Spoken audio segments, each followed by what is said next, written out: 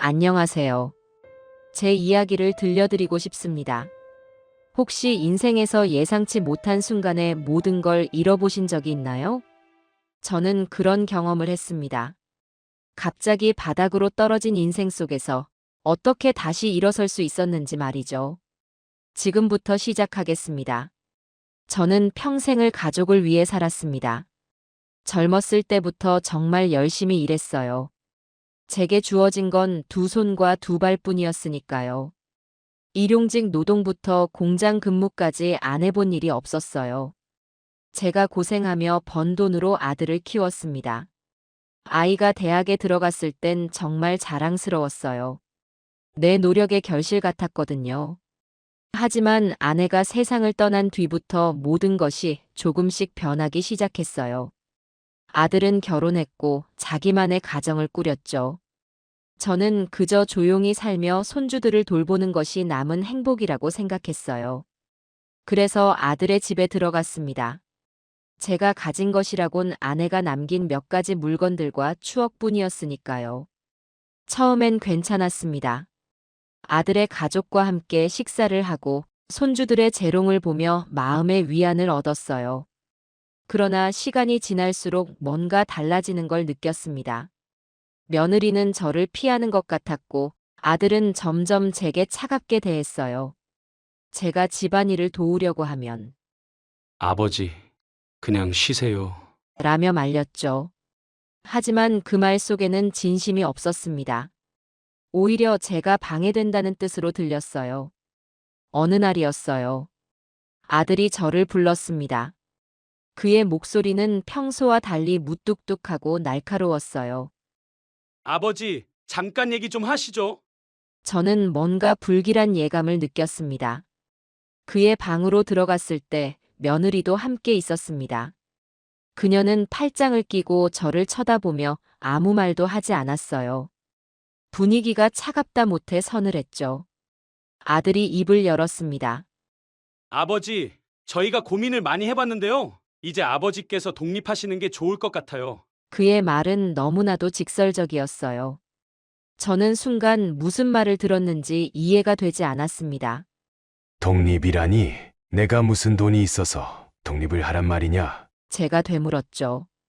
아들의 표정은 딱딱하게 굳었습니다. 아버지, 솔직히 말씀드릴게요. 아버지가 여기 계시니까 저희가 많이 불편합니다. 애들도 그렇고요. 집사람도 힘들어하고요. 며느리는 고개를 끄덕이며 한마디를 덧붙였습니다.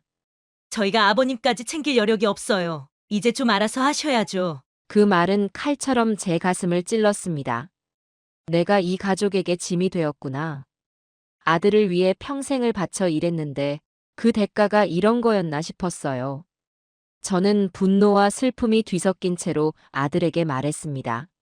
그래, 내가 나가겠다. 근데 너 나중에 후회하지 마라. 아들은 고개를 돌리며 대답조차 하지 않았습니다. 그날 밤 저는 작은 가방에 옷 몇 벌과 아내의 사진만을 챙겼습니다. 방에서 나오는 순간 손주들이 저를 힐끔 쳐다봤어요.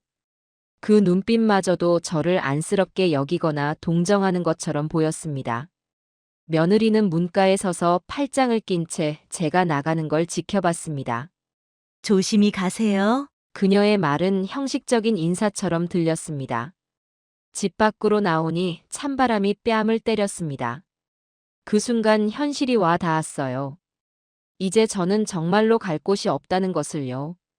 가지고 나온 돈은 몇만 원뿐이었고 연락할 사람도 없었습니다. 그저 길을 걸었어요. 가로등 불빛이 희미한 거리를 따라 걷다 보니 어느새 종로 3가 근처에 다다랐습니다. 그날 밤 저는 거리 한쪽에서 쭈그려 앉아 있었습니다. 머릿속엔 온갖 생각이 떠올랐어요. 내가 이렇게 될 줄이야. 평생 가족을 위해 일했는데 결국 이런 대접을 받는구나. 하늘을 올려다보니 별도 보이지 않았습니다. 공기는 차가웠고 마음은 더 추웠어요. 그렇게 첫날 밤을 거리에서 보냈습니다. 인생에서 처음으로 느껴보는 철저한 외로움과 무력감이었어요. 주위를 둘러보니 아무도 저를 신경 쓰지 않더군요. 사람들은 바쁘게 지나가며 제게 시선조차 주지 않았습니다. 가끔 지나가는 사람 중 몇몇은 저를 힐끔 쳐다보곤 했습니다. 그 눈빛은 동정도 관심도 아니었어요. 그저 저런 사람도 인내하는 무관심이었습니다. 저는 벽에 등을 기대고 한참 동안 앉아 있었습니다. 낡고 찢어진 가방을 끌어안고 바람을 피하려 애썼어요. 바닥은 너무 차가웠습니다. 아내가 있던 시절, 따뜻한 집에서 함께 있던 기억이 떠올랐어요. 그 기억이 저를 더욱 비참하게 만들었습니다. 배가 고팠습니다. 집을 떠날 때 허겁지겁 나왔기 때문에 아무것도 먹지 못했어요. 주머니를 뒤져보니 10,000원짜리 한 장이 손에 잡혔습니다. 하지만 이 돈을 써야 할지 말아야 할지 고민됐어요. 이 돈마저 다 쓰고 나면 정말 아무것도 남지 않을 테니까요. 한참을 망설이다가 결국 근처 편의점으로 갔습니다. 삼각김밥 하나와 물 한 병을 샀습니다. 점원이 저를 쳐다보는 눈빛이 마치 쓸쓸해 보이는 사람이라 말하는 것 같았어요. 그 눈빛이 왜 그렇게 날카롭게 느껴졌는지 모르겠습니다. 점원의 동정 섞인 표정이 오히려 더 가슴 아팠어요. 편의점 밖으로 나와 골목길에서 삼각김밥을 먹었습니다. 평소라면 금방 먹었을 음식을 천천히 씹었습니다. 조금이라도 오래 먹으며 배고픔을 덜 느끼고 싶었거든요. 물 한 모금을 마시고 나니 마음 한편이 조금 편해졌습니다. 하지만 금세 현실이 밀려왔습니다. 이제 어디로 가야 할지 전혀 알 수 없었습니다. 낮에는 사람들 틈에 섞여 다닐 수 있겠지만 밤이 가장 큰 문제였어요. 오늘처럼 또 어디에 머물러야 할지 걱정이 몰려왔습니다. 밤이 깊어지자 거리는 더 한산해졌습니다. 가끔씩 지나가는 자동차의 헤드라이트 불빛이 저를 스쳐갔습니다. 그 불빛이 어둠 속에서 빛나는 만큼 저를 더 외롭게 만들었어요. 차를 타고 가는 사람들은 아늑한 집으로 향하겠죠. 그들의 삶과 저의 처지가 너무 달라 보였습니다. 길 건너편에서 누군가 술에 취한 채 비틀거리는 모습이 보였습니다. 저는 무심코 그 사람을 쳐다봤습니다. 그러나 곧 고개를 돌렸어요. 그 사람과 제 모습이 겹쳐 보였거든요. 시간이 갈수록 바람은 더 차가워졌습니다. 몸을 웅크리고 가방을 베개 삼아 누웠습니다. 얼굴을 코트로 가리며 바람을 막아보려 했지만 한계가 있었습니다. 춥고 딱딱한 바닥이 제 몸을 괴롭혔습니다. 그럴수록 과거의 기억들이 떠올랐습니다. 아들과 함께했던 어린 시절이 스쳐갔습니다. 아들이 첫걸음을 뗐을 때 손을 잡고 처음 걸어봤던 그날이 생각났습니다. 학교 입학식 날 손을 꼭 잡고 학교 앞까지 데려다줬던 기억도요. 그 모든 기억이 한꺼번에 떠오르면서 가슴이 아팠습니다. 내가 이렇게까지 된 건 그 아이 때문인데 그런 생각이 들다가도 스스로를 탓하기도 했습니다. 내가 더 잘했어야 했나? 그때 아들과 좀 더 자주 대화했어야 했나? 후회가 밀려왔지만 이미 늦었어요. 지금의 현실을 바꿀 방법이 없었습니다. 밤새 잠을 제대로 잘 수 없었습니다. 길거리 소음과 차가운 바람이 제 몸을 계속 흔들어댔거든요. 잠깐 잠들었다가도 깨어나기를 반복했습니다. 몇 시간이 지나고 새벽이 되자 주변이 점점 밝아졌습니다. 새벽 공기가 더 차갑게 느껴졌습니다. 해가 떠오를 때쯤 저는 자리를 정리하고 다시 걷기 시작했습니다. 어디로 갈지 몰랐지만 가만히 앉아 있을 수는 없었어요.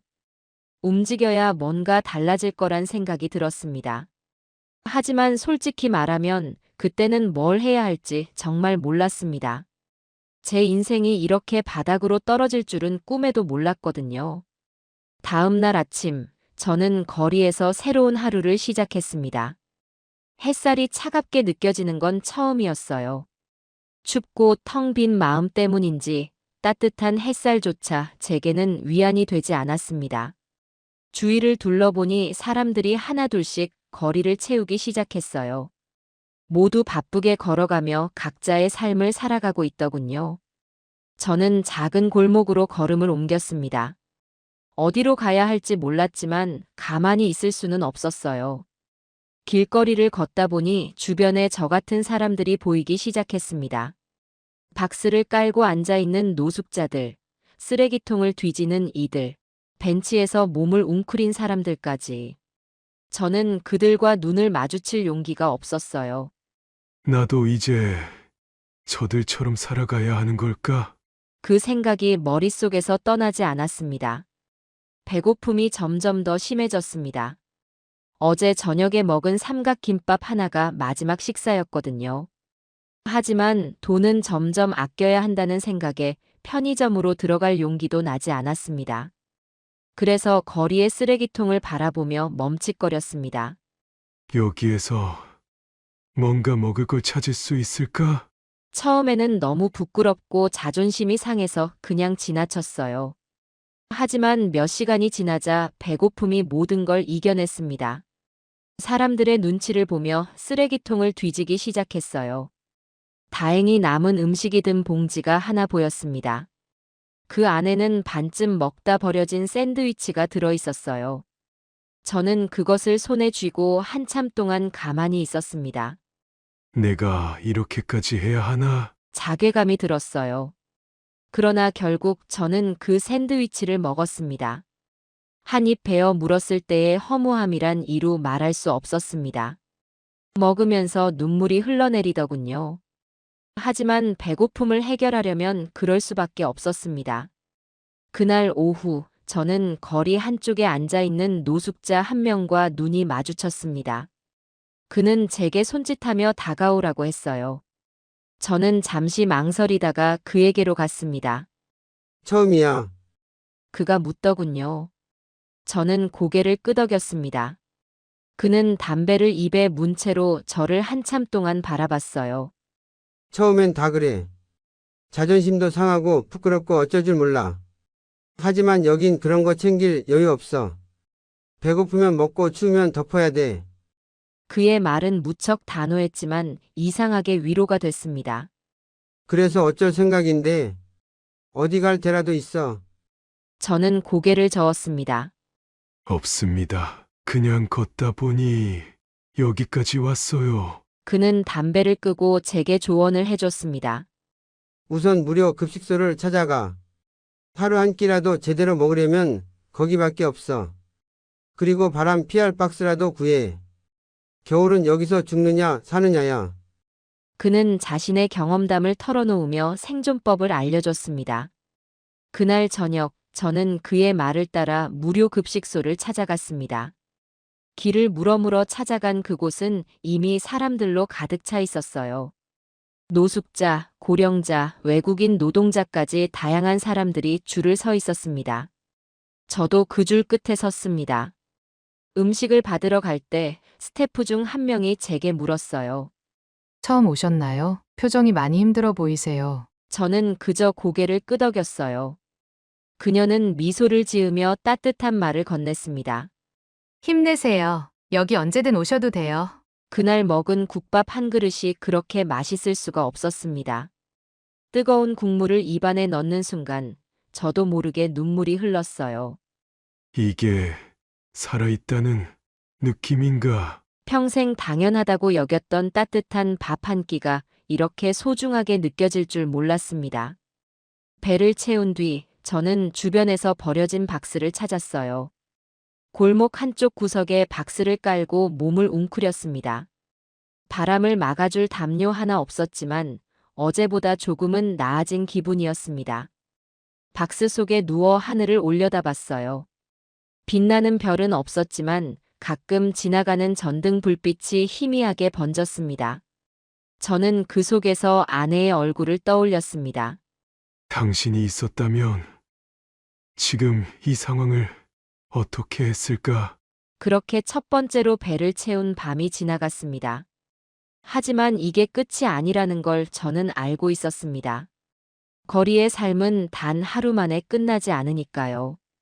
다음 날 아침, 저는 눈을 뜨자마자 낯선 환경에 다시금 가슴이 먹먹해졌습니다. 박스를 덮고 자던 곳은 여전히 축축했고 몸은 뻐근했어요. 새벽 공기가 얼마나 차가운지 손끝이 저려왔어요. 밤새 추위를 피하려고 몸을 웅크리고 잤지만 그마저도 쉽지 않았습니다. 거리의 하루는 늘 같은 방식으로 시작되었습니다. 배고픔이 가장 먼저 찾아왔고 그 다음은 어떻게 그 배고픔을 해결할지 고민해야 했죠. 저는 무료 급식소에서 얻은 정보를 떠올렸습니다. 아침은 없으니 점심까지 버텨야 한다. 그 말을 되새기며 일어섰습니다. 몸을 툭툭 털고 걷기 시작했습니다. 걸으면서 저는 문득 이런 생각이 들었어요. 내가 여기서 얼마나 버틸 수 있을까? 지금은 운 좋게 무료 급식소의 도움을 받고 있지만 그것만으로는 모든 걸 해결할 수 없다는 걸 알고 있었습니다. 거리를 걷다 보니 폐지를 줍는 사람들이 보였습니다. 그들의 손에는 커다란 봉지가 들려 있었고 그 안에는 종이와 플라스틱 병들이 가득 차 있었습니다. 그들의 모습을 보며 문득 제 삶이 그들처럼 될지도 모른다는 생각이 스쳤습니다. 하지만 그 순간에도 저는 선뜻 나서지 못했습니다. 나는 아직 그 정도로까지 내려가진 않았어. 그렇게 생각했지만 제 마음속 깊은 곳에서는 이미 그것이 현실이 될 거란 걸 알고 있었어요. 낮 동안 저는 이곳저곳을 돌아다녔습니다. 무료 급식소 주변에는 비슷한 처지의 사람들이 많이 모여 있었어요. 어떤 이는 함께 모여 담배를 피우고 있었고 또 다른 이는 잠을 자고 있었어요. 저는 그들 사이에 끼어들 용기가 나지 않았습니다. 왠지 모르게 그들과는 다른 사람인 척하고 싶었거든요. 점심때가 되자 무료 급식소로 발길을 옮겼습니다. 어제와 마찬가지로 줄이 길게 늘어서 있었습니다. 줄을 서 있는 동안 제 뒤에 있던 남자가 제게 말을 걸었습니다. 어르신, 처음이신가 봐요. 네, 얼마 안 됐습니다. 그는 저를 보며 피식 웃었어요. 처음엔 다들 그래요. 그런데 여기 생활이 생각보다 익숙해지더라고요. 그의 말은 마치 익숙해지는 게 당연하다는 듯 들렸습니다. 저는 고개를 끄덕였지만 속으로는 그게 맞는지 확신할 수 없었어요. 급식소에서 제공한 점심은 따뜻한 국과 밥, 그리고 김치였습니다. 배고픔을 채운다는 것만으로도 큰 위안이 됐습니다. 하지만 식사를 마친 뒤 찾아오는 허탈함은 여전히 저를 괴롭혔어요. 오늘 하루를 또 어떻게 버틸까? 이것이 매일 반복될 일이라는 생각에 머리가 아찔했어요. 오후가 되자 저는 빈 병과 폐지를 줍는 사람들을 따라하기로 마음먹었습니다. 주변을 둘러보며 버려진 병이나 종이들을 모았습니다. 처음에는 사람들이 쳐다볼까봐 두려웠지만 시간이 지날수록 신경 쓰지 않게 됐습니다.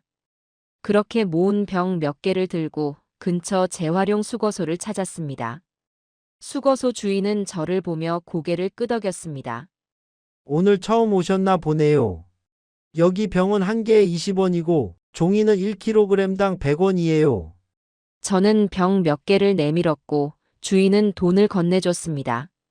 손에 쥔 돈은 고작 240원이었습니다. 그 돈을 보며 저는 속으로 한숨을 쉬었습니다. 이렇게 해선 도저히 살아갈 수 없겠구나. 하지만 그 순간에도 다른 방법이 떠오르지 않았어요. 저녁이 되자 거리는 점점 더 추워졌습니다. 저는 다시 박스를 깔고 그 위에 몸을 누였습니다. 몸은 여전히 차가웠지만 조금씩 거리의 생활에 적응해가는 제 자신이 느껴졌어요. 그런데 그게 더 두려웠습니다. 내가 여기에서 살아가는 게 당연하게 느껴지면 안 되는데. 그 생각이 머릿속에서 떠나지 않았어요. 그날 밤 박스 안에서 누워있던 저는 오랜만에 꿈을 꾸었어요. 꿈속에서 아내와 아들이 함께 있었습니다. 아내는 환하게 웃으며 제게 밥을 차려주고 있었어요. 아들은 그 옆에서 어릴 적처럼 저를 향해 달려오고 있었죠. 하지만 꿈에서 깨어났을 때 모든 것이 사라져 있었습니다. 현실로 돌아온 저는 한동안 가만히 앉아 있었어요. 이대로 살아갈 순 없어. 그때부터 저는 무언가 변화를 만들어야겠다는 생각을 하기 시작했습니다. 그러나 그 변화가 무엇일지, 어떻게 시작해야 할지 전혀 알 수 없었어요. 그저 버텨야 한다는 것만이 제 머릿속에 맴돌았어요. 그렇게 또 하루가 지나갔습니다. 그리고 저는 또다시 그 하루를 견디며 살아가야 했습니다. 새벽이 밝아오며 거리의 어둠이 조금씩 걷히기 시작했습니다. 박스를 깔고 자던 곳에서 몸을 일으키니 온몸이 뻐근했습니다. 차가운 공기에 손끝은 여전히 얼어붙은 듯 했어요. 눈을 비비며 주위를 둘러보니 이미 몇몇 노숙자들은 자리를 정리하고 있었습니다. 그들은 익숙한 손놀림으로 박스를 접고 짐을 꾸리며 어딘가로 향하고 있었죠. 저도 그들을 따라야 할 것 같았어요.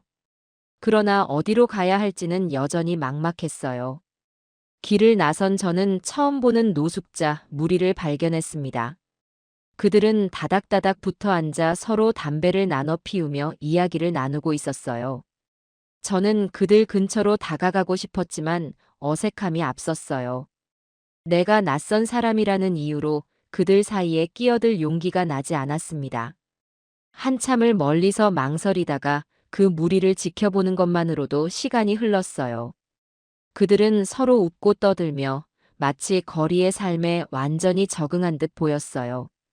그때 한 노숙자가 저를 발견하고 말을 걸어왔어요. 어이, 거기 새 얼굴인데 뭐 하는 거야? 그의 목소리는 거칠었지만 어딘가 친근함이 느껴졌습니다. 저는 천천히 다가가 고개를 숙였습니다. 처음입니다. 아직 뭐가 뭔지 잘 모르겠어요. 그 노숙자는 저를 위아래로 훑어보더니 웃음을 터뜨렸어요. 처음이면 뭐 금방 배울 거야. 여기선 우리끼리 잘 챙겨야 하거든. 그는 손짓으로 자리에 앉으라고 했습니다. 주저하며 그들 사이에 앉은 저는 그들이 나누는 대화를 들었습니다. 그들의 이야기는 거리에서 어떻게 살아남는지에 대한 경험담으로 가득했어요. 급식소는 오후 5시 이후로는 줄 서지 마. 늦으면 밥 못 받아. 빈 병은 새벽에 주어야 해. 그때가 제일 많이 버려지거든. 그들의 말은 마치 이곳에서 살아남기 위한 필수 교과서처럼 들렸습니다. 한 노숙자가 저를 보며 물었어요.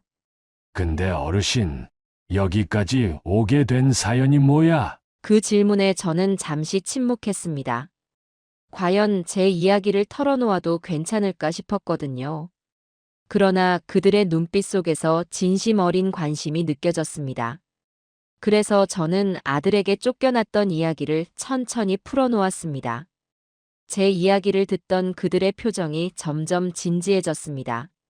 어떤 이는 고개를 끄덕이며 한숨을 쉬었어요. 이야기가 끝났을 때 한 노숙자가 말을 꺼냈습니다.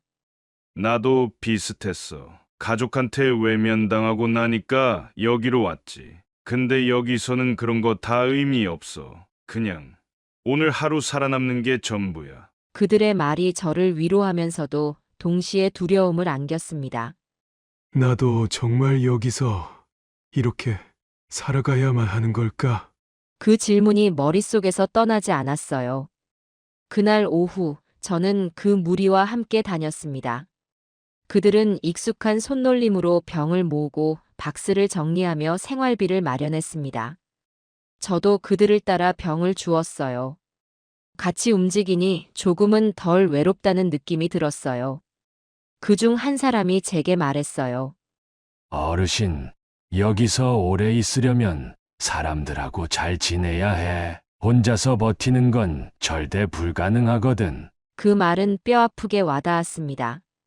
거리에서 살아남으려면 결국 누군가와 연결되어야 한다는 걸 알게 됐죠. 그날 밤 저는 다시 박스를 깔고 누웠습니다. 하지만 이번에는 혼자가 아니었어요. 그 무리 중 한 사람과 함께 자리를 잡았습니다. 서로 등을 맞대고 누워있으면 바람이 덜 들어온다는 걸 배웠습니다. 그와 나눈 짧은 대화가 오랜만에 마음을 따뜻하게 해줬습니다. 형님, 이름이 뭐예요? 저는 잠시 머뭇거리다가 대답했어요. 이름은 그냥 편하게 부르세요. 어차피 여기서는 이름이 중요한 게 아니니까. 그는 웃으며 대꾸했습니다. 그럼 그냥 형님이라고 부를게요. 나중에 뭐 먹을 거 생기면 나눠 먹어요. 그날 밤은 어제보다 조금 덜 추웠습니다. 추위 때문인지 아니면 사람과 함께 있다는 안도감 때문인지 모르겠지만요. 박스 속에서 하늘을 올려다보니 달빛이 희미하게 비쳤습니다. 이것도 인연이라면 여기서 뭔가 배울 수 있지 않을까. 그렇게 희미한 희망을 품으며 눈을 감았습니다. 새로운 하루가 시작될 때마다 저는 그 무리와 조금씩 가까워졌어요. 그들과 함께 있으면 길에서 얻을 수 있는 모든 정보를 배울 수 있었습니다. 하지만 동시에 저는 그들과 다르다는 생각을 떨칠 수 없었어요. 여기에 너무 익숙해지면 안 돼. 반드시 나갈 방법을 찾아야 해. 그 다짐을 되뇌며 하루하루를 견뎠습니다. 그렇게 거리에 또 다른 날이 지나갔어요. 그리고 저는 점점 더 깊숙이 그 세계에 발을 들여놓고 있었습니다. 아침 햇살이 거리 위로 비추는 순간, 저는 또 다른 하루를 맞이했어요. 잠에서 깨면 제일 먼저 배고픔이 느껴졌고, 그 다음은 오늘 하루를 어떻게 버틸지 고민해야 했습니다. 박스 위에서 일어나 몸을 털고 허리를 펴는데도 시간이 걸렸어요. 몸이 점점 무거워지는 느낌이었어요. 그날은 평소와는 다른 무언가를 찾아야겠다는 생각이 들었습니다. 매일 같은 일상을 반복하다 보니 제 자신이 점점 무너지는 것만 같았거든요. 길을 걷다 보니 작은 구제 옷가게가 눈에 들어왔어요. 낡은 간판과 허름한 외관이 왠지 모르게 저와 닮아 보였어요. 가게 앞에는 몇몇 사람들이 헌옷을 정리하고 있었습니다. 그들의 모습이 유난히 부지런해 보였어요. 저는 한참 동안 가게 앞에 서서 그 모습을 바라봤습니다. 그때 한 남자가 저를 발견하고 말을 걸어왔어요. 어르신, 여기서 뭐 하세요? 그의 목소리는 친절했습니다. 저는 잠시 망설이다가 대답했어요. 그냥 지나가다 보게 됐습니다. 저도 일할 수 있는 곳을 찾고 있거든요. 그 남자는 저를 한참 동안 쳐다보더니 고개를 끄덕였어요. 여기 헌옷 정리하는데 도움 좀 주실래요? 큰 돈은 못 드리지만 일단 한번 해보세요. 그 제안에 저는 망설이지 않았습니다. 어떤 일이든 해보고 싶었거든요. 그는 저를 가게 안으로 안내하며 옷더미를 가리켰어요. 이거 좀 정리해 주시면 돼요. 깨끗한 건 걸고 손상된 건 따로 분리하면 됩니다. 저는 그의 설명대로 옷을 하나씩 정리하기 시작했어요.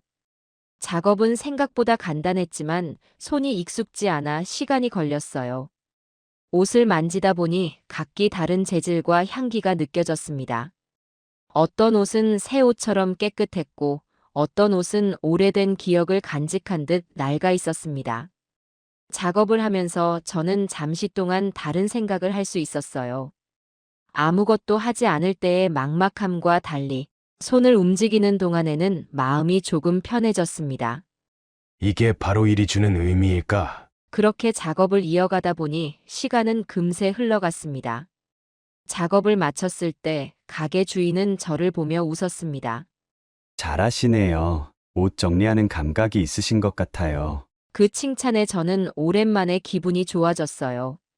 감사합니다. 사실 이런 일은 처음입니다. 그는 고개를 끄덕이며 말을 이어갔습니다.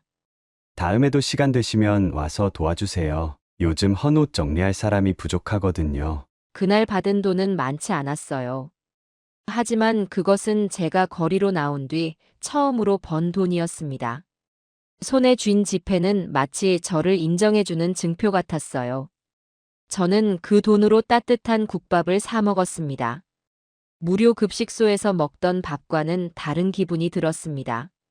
내가 번 돈으로 사 먹은 밥이라는 사실이 마음 깊이 다가왔어요. 가게에서 일을 한 뒤로 저는 그곳을 자주 찾게 됐어요. 주인은 저를 믿고 조금 더 많은 일을 맡겼습니다. 헌 옷을 세탁소에 보내거나 손님들과 간단히 대화를 나누는 일도 맡게 됐어요. 저는 손님들과의 대화를 통해 사람들과 다시 연결될 수 있다는 희망을 느꼈어요. 하루는 한 손님이 가게에 들어왔습니다. 그녀는 중년의 여성으로 고급스러운 옷차림을 하고 있었습니다.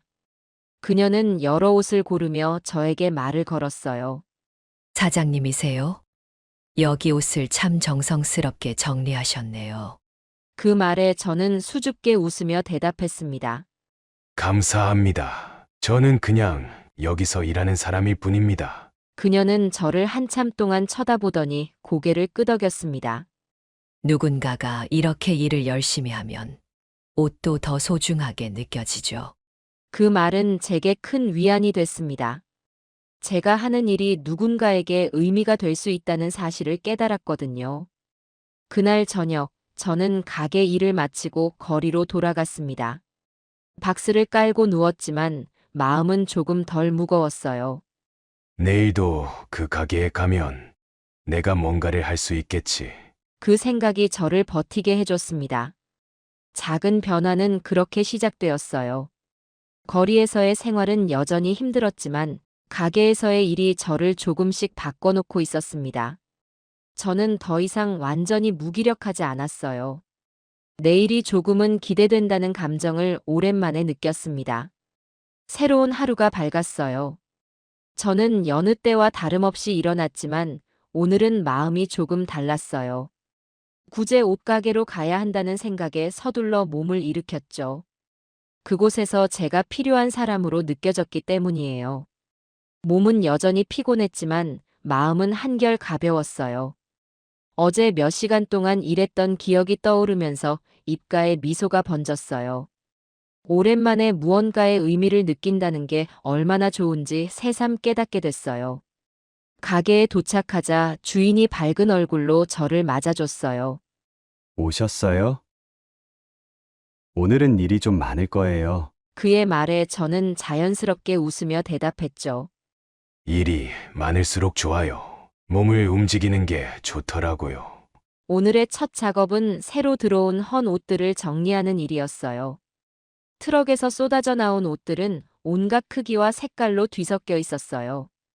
저는 익숙해진 손놀림으로 하나씩 정리를 시작했어요. 옷을 만질 때마다 그 옷의 주인이 어떤 사람이었을지 상상하게 됐죠. 이 옷은 분명 아이가 뒤놀면서 입었던 것 같네. 이건 멋을 좀 부리던 사람이 즐겨 입었을 것 같아요. 작업은 생각보다 오래 걸렸지만 전혀 지루하지 않았어요. 오히려 손을 움직이며 느끼는 작은 성취감이 저를 기분 좋게 했죠. 주인이 가끔 와서 제 작업을 살피며 웃음을 지었어요. 정말 깔끔하게 하시네요. 저보다 훨씬 나으세요. 그의 칭찬에 저는 고개를 끄덕이며 대답했어요. 해보니 재미있더라고요. 이런 일이 제게 맞는 것 같아요. 점심시간이 되자 주인이 도시락 2개를 들고 와서 건넸어요. 같이 먹어요. 혼자 먹는 것보다 나을 테니까요. 저는 감사 인사를 하고 함께 도시락을 열었죠.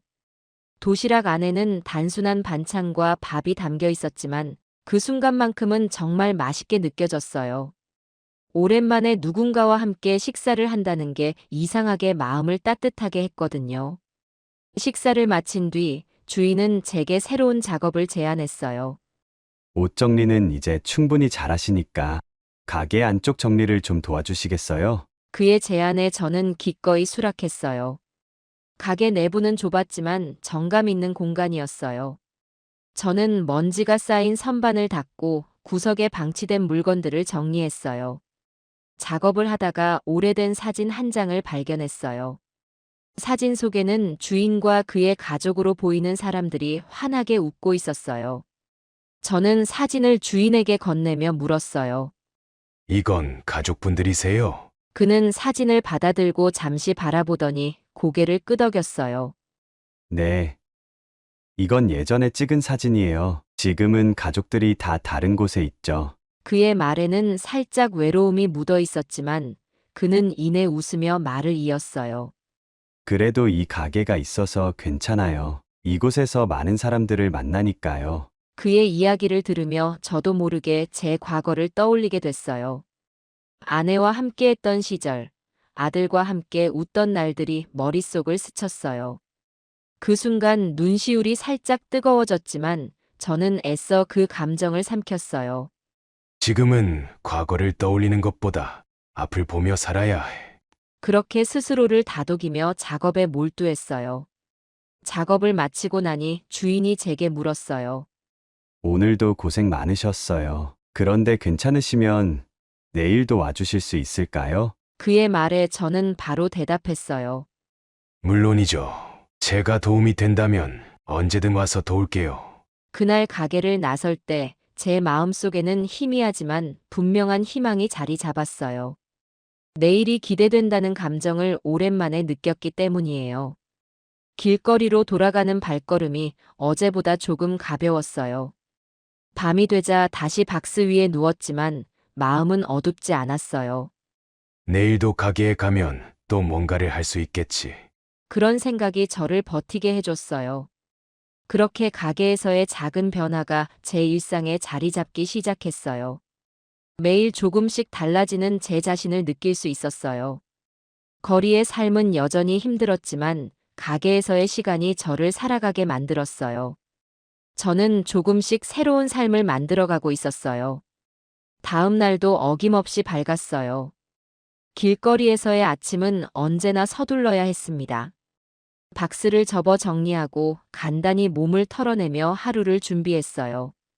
오늘도 구제 옷가게로 향하는 발걸음이 조금은 가벼웠습니다. 가게에 도착하니 주인이 반갑게 인사를 건넸어요.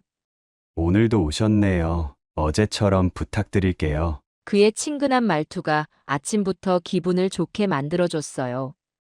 오늘은 손님 응대까지 해보자는 제안이 있었습니다.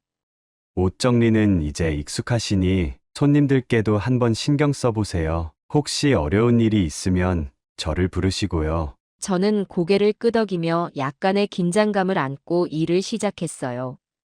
가게 문을 열고 기다리는데 첫 번째 손님이 들어왔어요. 그는 젊은 남성이었는데 밝은 표정으로 옷걸이에 걸린 옷들을 살펴보고 있었어요. 저는 조심스럽게 다가가 인사를 건넸어요. 안녕하세요. 혹시 찾으시는 옷 있으신가요? 그는 잠시 멈칫하더니 웃으며 대답했어요. 네, 따뜻한 코트를 하나 찾고 있어요. 요즘 날씨가 많이 추워져서요.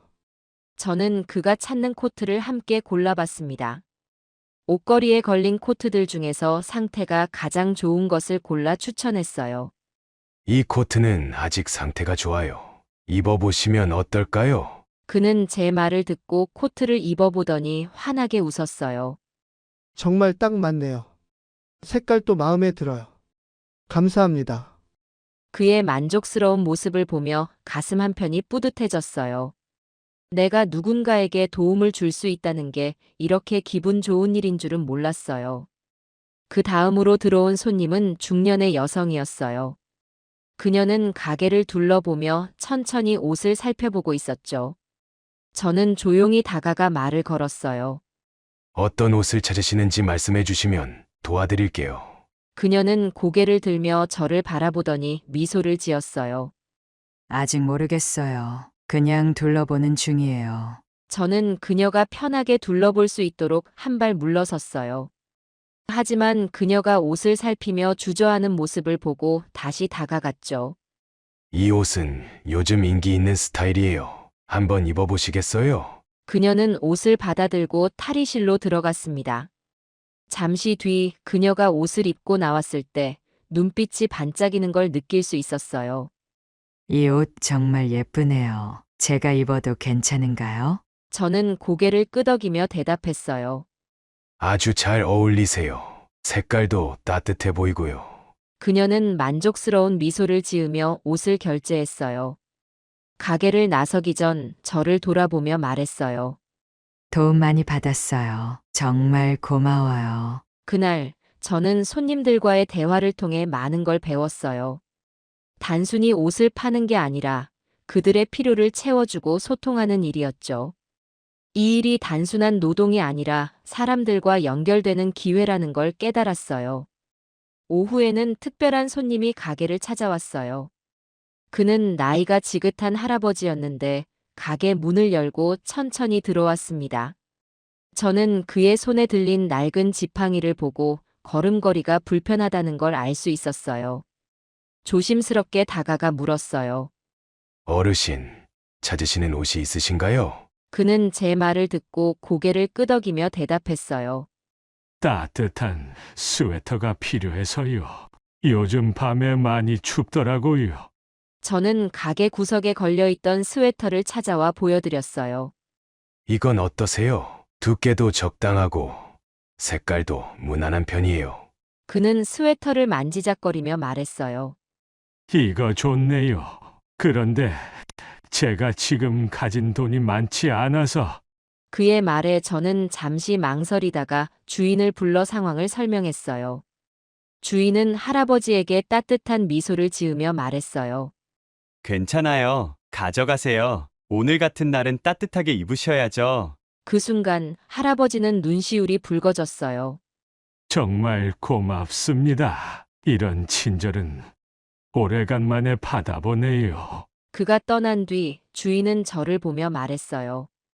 이 가게는 돈만 벌려고 운영하는 게 아니에요. 사람들에게 작은 도움이라도 줄 수 있다면 그게 제일 큰 가치죠. 그의 말이 마음 깊이 새겨졌어요. 제가 이 가게에서 일하게 된 건 단순한 우연이 아니라는 생각이 들었어요. 누군가를 돕는다는 것, 그리고 그 과정에서 제 자신도 변화한다는 걸 느꼈거든요. 그날은 유난히 보람찬 하루였어요. 길거리로 돌아가는 길에 제 마음은 묘하게 따뜻했어요. 거리에서의 삶은 여전히 거칠었지만 가게에서 보낸 시간이 저를 지탱해줬어요. 작은 가게 안에서 저는 조금씩 새로운 삶을 만들어가고 있었어요. 그날도 평소처럼 가게에 출근했어요. 문을 열고 들어가니 주인이 보이지 않았습니다. 이상하다는 생각이 들어가게 안쪽을 둘러봤지만 그의 모습은 어디에도 없었어요. 무슨 일이 있는 건가? 불안한 마음에 그의 전화번호를 떠올려 봤지만 연락처가 없다는 게 떠올랐어요. 저는 이웃 상점으로 발길을 옮겼습니다.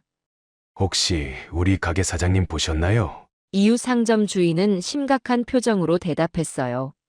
아침에 교통사고가 났다고 들었어요. 지금 병원에 계신다고 하더군요. 그 말을 듣는 순간 머릿속이 하얘졌어요. 가게는 비어 있고 주인은 병원에 누워 있다니 믿기지 않았죠. 저는 서둘러 병원을 찾아갔어요. 입원실에서 주인을 처음 봤을 때 그는 평소와는 완전히 다른 모습이었어요. 머리에 붕대를 감고 왼팔은 깁스에 고정돼 있었어요. 그를 보고 있자니 마음이 무거워졌어요. 사장님, 괜찮으세요? 제 목소리에 그는 천천히 고개를 돌리며 약한 미소를 지었어요. 아, 오셨어요. 이렇게 누워있게 돼서 미안하네요. 그의 목소리는 힘이 없었지만 여전히 걱정보다는 미안함이 가득했어요. 가게는 괜찮아요. 제가 잘 지킬게요. 사장님은 푹 쉬세요. 그는 잠시 침묵하다가 작게 한숨을 내쉬었어요. 고맙습니다. 어르신이 있어줘서 다행이에요. 그날부터 저는 가게와 병원을 오가는 생활을 시작했어요. 가게는 제가 맡아 운영했고 틈틈이 병문안을 갔어요. 병실에서는 그의 끼니를 챙기고 필요한 물건을 사다 주는 일이 반복됐죠. 처음엔 조금 부담스러웠지만 점점 그를 돕는 일이 당연하게 느껴졌어요. 그는 가끔 미안하다는 말을 반복했어요. 내가 이렇게 누워있으니 어르신에게 너무 많은 걸 부탁하는 것 같아요. 저는 그의 손을 잡으며 대답했죠. 사장님께 제가 얼마나 큰 도움을 받았는지 몰라요. 이제 제가 갚을 차례예요. 그는 그 말을 듣고 조용히 고개를 끄덕였어요. 그런 말을 해주니 참 고맙네요. 그런데 내가 퇴원하더라도 몸이 예전 같지 않을 것 같아요. 그의 말에는 슬픔이 묻어 있었지만 저는 어떻게든 용기를 주고 싶었어요. 괜찮아요. 우리가 함께 가게를 잘 지키면 돼요. 사장님, 혼자가 아니잖아요. 그는 제 말을 들으며 미소를 지었어요. 맞아요. 혼자가 아니죠. 어르신이 있어서 다행이에요. 몇 주가 지나고 그는 퇴원을 앞두게 됐어요. 하지만 퇴원 날, 그는 제게 뜻밖의 이야기를 꺼냈습니다. 사실은 고민을 많이 했어요. 제가 이제 가게를 맡아 운영하기엔 몸이 힘들 것 같아요. 그래서 말인데 어르신이 가게를 맡아주셨으면 해요. 그의 말을 듣는 순간 저는 멍해졌어요. 제가요. 그건 너무 갑작스러워요. 제가 어떻게... 그는 고개를 저으며 말을 끊었어요. 어르신이라면 잘할 수 있어요. 지난 몇 주 동안 보여준 모습이 제게 확신을 줬어요. 게다가 저보다 어르신이 이 일을 더 잘할 것 같아요. 저는 그의 제안에 당황하면서도 마음속 깊은 곳에서 뭔가가 꿈틀거렸어요. 제가 정말 해낼 수 있을까요? 그는 미소를 지으며 대답했어요. 어르신은 이미 하고 있어요. 제가 없던 동안 가게를 잘 지켰잖아요. 그날 밤 저는 병실을 떠나면서도 그의 말을 곱씹었어요. 가게를 맡아달라니 내가 그럴 자격이 있을까? 하지만 그의 신뢰와 믿음이 제게 용기를 줬어요. 며칠 뒤 그는 가게 문서를 제게 넘기며 진심을 담아 말했어요. 이 가게를 잘 부탁해요. 여기는 어르신 덕분에 살아있는 곳이에요. 저는 두 손으로 문서를 받아들며 고개를 숙였어요. 사장님이 주신 기회를 절대 헛되이 하지 않을게요. 가게를 물려받은 첫날 아침, 저는 일찍 눈을 떴어요. 거리에 나왔던 날들과는 전혀 다른 기분이었죠. 이제는 저만의 공간이 있다는 사실이 낯설기도 하고 묘한 설렘을 주었어요. 출근길에 보이는 거리의 풍경도 어딘가 다르게 보였어요. 사람들의 바쁜 발걸음 속에서 저도 무언가를 향해 나아가고 있다는 느낌이 들었거든요. 가게 문을 열고 들어가니 어제까지는 단순히 일하던 공간이었는데 오늘은 완전히 달랐어요. 이제 이곳이 제 책임 아래 있다는 사실이 어깨를 묵직하게 했죠. 가게 안을 둘러보며 마음속으로 다짐했어요. 이곳을 더 잘 운영해서 나를 믿어준 사장님께 보답해야지. 손님들이 천천히 들어오기 시작했어요. 가장 먼저 들어온 건 늘 단골로 찾아오던 중년의 여성이었어요. 그녀는 반갑게 웃으며 제게 인사를 건넸어요. 가게 분위기가 더 따뜻해졌네요. 주인님이 바뀌어서 그런가 봐요. 그녀의 말을 들으며 저는 고개를 끄덕였어요. 감사합니다. 앞으로도 자주 찾아주세요. 점심 무렵 익숙한 얼굴이 가게로 들어왔어요. 전에 가게에서 코트를 샀던 젊은 남성이었죠. 덕분에 코트 잘 입고 있어요. 친구들도 예쁘다고 하더라고요. 그의 말에 가슴이 따뜻해졌어요. 그 코트가 손님과 잘 어울려서 그래요. 다음에도 좋은 옷 많이 추천해드릴게요. 하루 동안 손님을 맞이하며 저는 이곳이 단순한 가게가 아니라는 걸 점점 깨달았어요. 여기에서 저는 사람들과 연결되고 그들의 일상에 작은 행복을 더할 수 있었거든요. 가게 일이 끝난 뒤 저는 문을 닫고 매출을 정리했어요. 많지 않은 돈이었지만 제가 노력한 결과라는 게 정말 뿌듯했어요. 며칠 후 가게에 특별한 손님이 찾아왔어요. 그는 거리를 떠돌며 함께 힘든 날을 보냈던 노숙자 중 한 사람이었어요. 그가 문 앞에서 주저하며 들어올까 말까 하는 모습을 보자마자 저는 바로 나가서 그를 맞았어요. 오랜만이에요. 안으로 들어오세요. 그는 당황한 얼굴로 저를 쳐다보더니 마지못해 가게 안으로 들어왔어요. 이렇게 잘 지내고 있는 모습을 보니 믿기지가 않네요. 저는 그를 작은 테이블로 안내하며 따뜻한 차 한 잔을 내줬어요. 이 가게 덕분에 제 인생이 달라졌어요.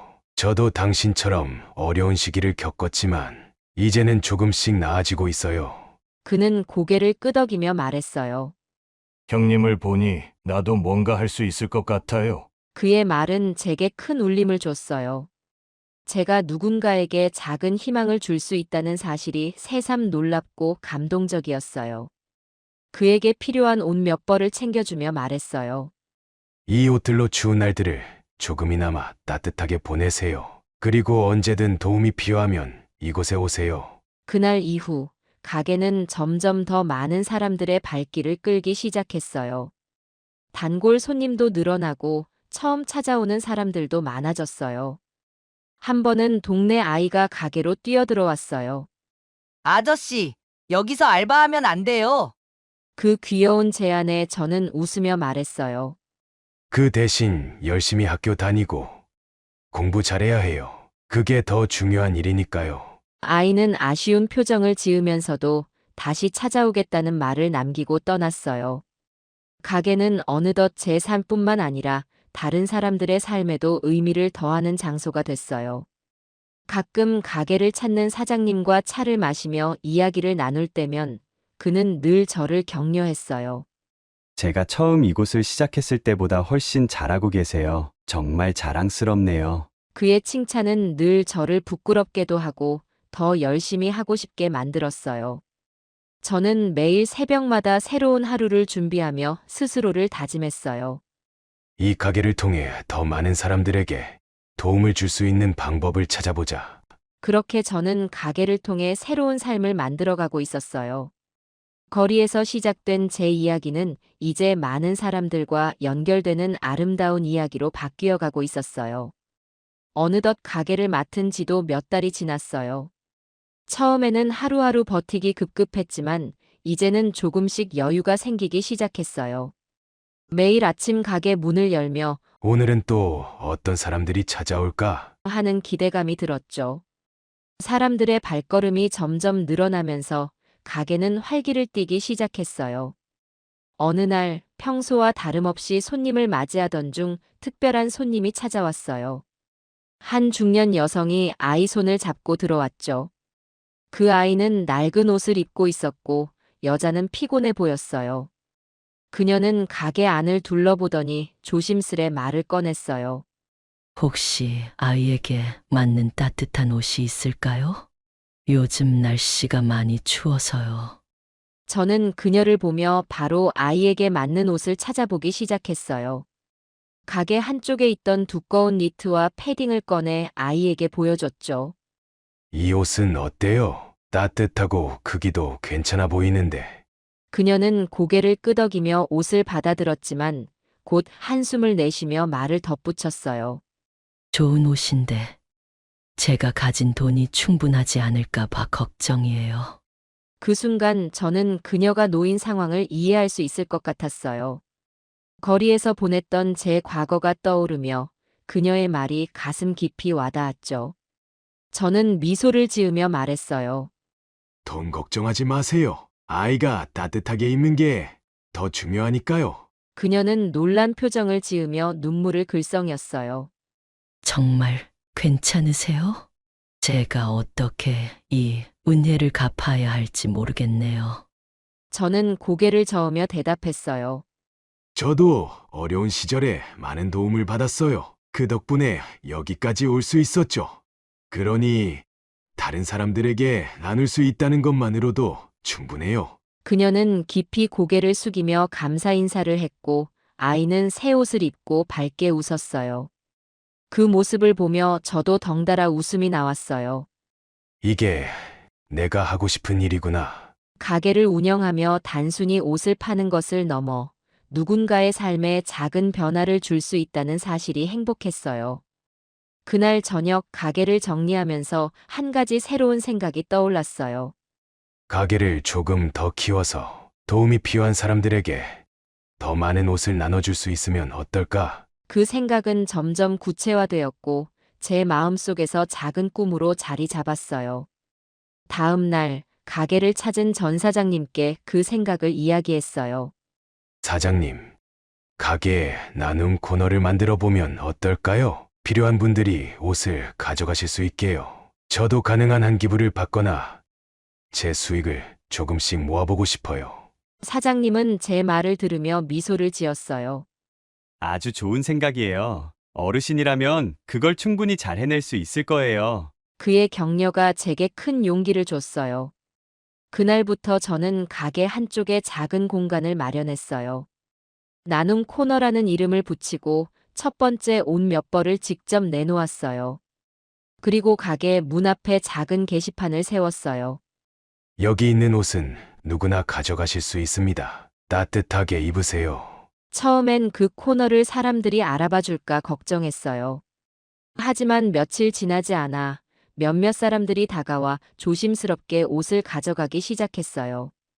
그 중에는 거리에서 만났던 익숙한 얼굴들도 있었어요. 나눔 코너는 점점 더 많은 사람들의 관심을 끌기 시작했어요. 손님들 중 몇몇은 자신이 입지 않는 옷을 기부하기도 했어요. 이 옷들은 제가 더 이상 안 입는 건데 여기 놓아두면 도움이 될까요? 그런 물음에 저는 항상 감사 인사를 드리며 옷을 받았어요. 가게는 이제 단순한 옷가게를 넘어 사람들과 사람들을 연결하는 공간이 되었어요. 단골 손님들이 나눔 코너에 옷을 가져다 놓고 필요한 사람들이 찾아와 가져가는 모습을 볼 때마다 가슴이 뭉클했어요. 가게를 운영하며 얻은 이 소소한 기쁨들이 제 삶을 더 단단하게 만들어줬죠. 나눔 코너가 자리 잡으면서 가게의 이름도 조금씩 알려지기 시작했어요. 저 가게에 가면 따뜻한 옷을 구할 수 있어요. 그 주인분이 참 친절하대요. 어려운 사람들 많이 도와주신다던데. 가게에 대한 소문이 퍼지면서 손님들이 점점 더 늘어났어요. 그렇게 가게는 제게 새로운 꿈과 의미를 가져다 줬어요. 가게를 통해 제 삶도 바뀌었지만 이제는 다른 사람들의 삶에도 따뜻한 변화를 주고 있었어요. 가게를 운영한 지도 벌써 1년이 되었어요. 지난 시간들을 떠올리며 가게 문을 열 때마다 감회가 새롭죠. 이곳은 단순한 가게가 아니에요. 제 삶을 바꿔준 시작점이자 새로운 길을 열어준 특별한 공간이에요. 그날은 여느 날처럼 손님들이 가게를 찾아오는 평범한 하루였어요. 하지만 오후쯤 익숙한 얼굴들이 가게로 들어왔어요. 전에 도움을 받았던 아이와 그의 어머니, 그리고 몇몇 단골 손님들이었어요. 그들은 손에 작은 선물 꾸러미를 들고 있었죠. 오늘 무슨 날이에요? 제가 놀란 얼굴로 묻자 아이가 웃으며 대답했어요. 아저씨가 여기서 일하신 지 1년 됐잖아요. 그래서 엄마랑 준비했어요. 어머니와 단골 손님들은 축하한다며 저를 둘러싸고 박수를 쳤어요. 저는 한동안 말을 잇지 못했어요. 그들이 제게 축하를 전하며 따뜻한 미소를 지을 때 가슴 한편이 뭉클했죠. 그동안 제가 했던 작은 일들이 이렇게 많은 사람들에게 기억되고 있다는 걸 실감했어요. 정말 고마워요. 제가 오히려 여러분 덕분에 여기까지 올 수 있었어요. 제 말에 단골 손님 중 한 분이 웃으며 말했어요. 아니에요. 우리가 오히려 감사하죠. 이 가게가 얼마나 많은 사람들에게 힘이 됐는지 몰라요. 그날 밤 가게 문을 닫고 혼자 남았을 때 저는 한참 동안 가게 안을 둘러봤어요. 이곳에서 저는 삶의 의미를 찾았고 새로운 목표를 발견했죠. 제가 거리에서 처음 하루를 보냈을 때의 감정이 떠올랐어요. 그 차가운 바람과 외로움 속에서 저는 아무것도 가진 게 없었어요. 하지만 이 가게를 통해 사람들과 연결되면서 제 삶은 완전히 달라졌어요. 저는 작은 나눔 코너를 바라보며 미소를 지었어요. 여기서 시작된 이야기가 얼마나 많은 사람들에게 이어질 수 있을까? 그 생각에 마음이 따뜻해졌어요. 며칠 뒤 가게에 다시 찾아온 전 사장님과 차를 마시며 이야기를 나눴어요. 정말 잘하고 계세요. 이 가게가 이렇게까지 변화할 줄 몰랐어요. 그의 말에 저는 고개를 끄덕이며 대답했어요. 모든 건 사장님이 제게 믿음을 주셨기 때문이에요. 이제 그 믿음을 더 많은 사람들에게 전하고 싶어요. 그는 미소를 지으며 말을 덧붙였어요. 그게 바로 어르신이 여기 있어야 할 이유예요. 사람들에게 희망을 주는 사람으로 남아주세요. 그의 말을 들으며 저는 다시금 마음속 깊이 다짐했어요. 이 가게에서 시작된 변화가 더 많은 사람들에게 이어질 수 있도록 하자. 가게는 앞으로도 제가 걸어가야 할 길이 되었어요. 그리고 그 길은 단순히 저 하나만의 삶이 아니라 다른 사람들과 함께 만들어가는 이야기의 연장이었어요. 그날 밤 가게 문을 잠그고 하늘을 올려다봤어요. 거리에 비친 가로등 불빛이 어딘가 더 따뜻해 보였어요. 이제는 혼자가 아니라는 사실이 저를 지탱해줬죠. 내일도 또 새로운 이야기가 시작되겠지. 저는 그렇게 생각하며 가게를 떠났어요. 그리고 오랜만에 아주 깊고 평화로운 잠에 들었어요. 새로운 시작이 그곳에서 계속 이어지고 있습니다. 5년 전 저는 32살의 외아들 수호를 영원히 떠나보냈습니다. 그날도 평소처럼 출근하는 수호의 뒷모습을 현관에서 배웅했습니다. 엄마, 오늘 저녁에 미나랑 같이 올게. 그래. 웨딩드레스 구경 잘하고 와. 보름 뒤면 수호의 결혼식이었습니다. 주말에는 두 사람 웨딩 촬영이 있고 다음 주는 웨딩홀 최종 점검이 있었어요. 신혼집도 제 아파트 바로 옆 동으로 계약했습니다. 어제는 밤늦게까지 수호와 미나가 와서 청첩장 문구를 고르고 있었습니다. 그런데 오후에 걸려온 한 통의 전화가 우리 가족의 모든 것을 앗아갔습니다. 달려가는 택시 안에서 제 심장은 터질 듯이 뛰었습니다. 이런 일이 있을 수 없다고, 우리 수호가 아니라고 계속 중얼거렸습니다. 병원 응급실에 도착했을 때 저는 그 자리에서 정신을 잃고 쓰러졌습니다. 하얀 천으로 덮인 수호의 모습이, 제 아들이. 평생 잊지 못할 그 순간을 어떻게 말로 표현할 수 있을까요? 미나는 이미 병원에 와 있었고 친구들이 부축하고 있었습니다. 어머니, 오빠가, 제가 기다리고 있는데 오빠가. 미나의 말은 흐느낌으로 가득했습니다. 수호는 점심시간에 드레스샵에서 미나를 만나기로 했다고 합니다. 가는 길에 마주오던 화물차가 중앙선을 넘어왔다고 했습니다. 제 아들은 그렇게.